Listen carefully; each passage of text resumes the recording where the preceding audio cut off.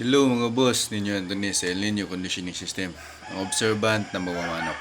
Ang online handler nyo. So shoutout sa lahat ng members. Keep on winning, keep on championing, and don't forget to keep on balatuin. So, nagpapasalamat pala ako sa mga members ko. 500 na kayo mahigit. Salamat po sa inyong mga regalo. Ito. Oh, kita nyo? Oh. Yan, meron ako lagayan. Ang tari. Bigay lang to sa isa nating follower. Yung follower ko na yon nagpapanalo na, nag-champion na, pero dahil sa nagpapasalamat siya sa akin, binigyan niya ako. Oh, salamat boss, salamat. Kumusta score mo boss? Kumusta? So, ito pa. Ito. Oh. Tari rin. May tari din tong kasama. Yung isa, 2 tari kasama. Ito, 4 na tari kasama. So, salamat boss. Ito, unang bigay ko pa lang ng idea sa kanya. 1 loss, 1 win, tsaka no fight yung pangatlo. So, satisfied siya kaya binigyan niya ako nito. Kasama sa accessories, 4 na tari.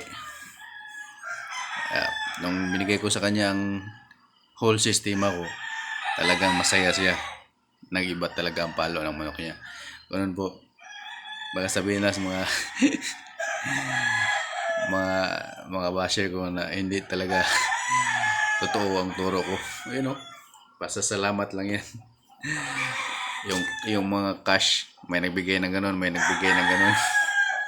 May nagbigay ng ganun. 11. May nagbigay ng 11. So, ganun po. Galing yung sistema ko. Kaya sa gusto matuto, PM lang kayo. Makasabihin yung hindi totoo yung mga so, yan o. Pagayan. Bigay lang to. Pasasalamat. Salamat din boss.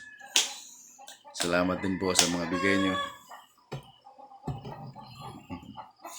Kaya dito sa El Nino Conditioning System, lamang po tayo sa manalo. Sa mga ngayon, papunta ng logo ng manok, dry na kadalasan ng balahibo, lalo na salitan, malakas na ulan, malakas na init, nadadry talaga yan. Kaya yung manok nyo, ikulong nyo. Kung gusto nyo pang pahabain na malaban pa yung manok nyo, ikulong nyo. Huwag nyo ibabad sa init at sa ulan para hindi matutuyo ang balahibo. Yung mga manok nyo na umiikot na, kinakagat na sariling balahibo sa buntot, palugo na po yun, makatin na po yun. Kaya para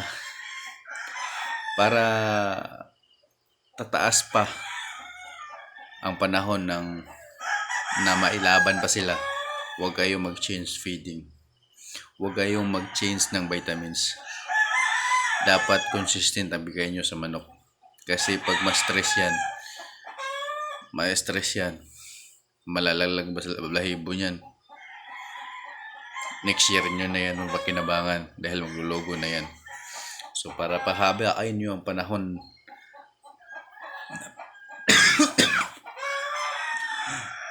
excuse me, na magamit nyo yung manok, huwag kayong mag-change feeding, huwag kayong mag-change ng vitamins, consistent ang bigay nyo.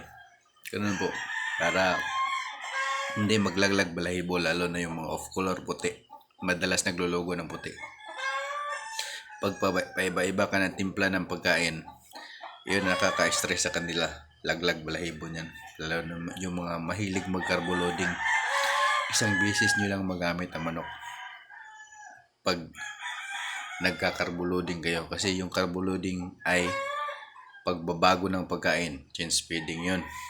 Kaya pag mag-change feed ka, laglag ang balahibo mo ng mga warrior mo. Kaya para mapahaba mo ang panahon na maiksam mo yung mga manok mo, huwag kang mag-change feeding. Huwag mong baguhin ang vitamins mo para dire-diretso ang sistema ng manok, hindi magbabago, walang changes, walang stress sa katawan nila. Kaya maiiwasan ang premature na paglulugon. Yan ha, tip ko sa inyo, ngayong malapit na taglugon, nagsisimula ng tuyo ang balahibo ng manok. Huwag kayo mag-change feeding, huwag kayo mag-change ng vitamins, dire-diretso, consistent ang bigay nyo. Kaya dito sa El Nino conditioning system, totoo po na maraming nagbibigay sa akin. Ito may gamit atari. Oh. Dati, yung lagayan ko ng tari, ganito lang. Oh, ngayon dalawa na nagbigay. Oh, mayroon pa nag-promise pag mag-champion daw siya, bibigyan ako ng isang bagong set ng tari at isang lusinang tari na bago lahat. Ito dati kong lagayan. Proud pa rin ako kasi gawa ko to. Oh, may tari. May gamit, kompletos gamit yan. 2 panalo ngayon at isang tabla. Ito gamit ko. Sa dito sa El Nino conditioning system, lamang po tayo sa panalo. Ngayon, mayroong nagpapadala sa atin ng mga gamit.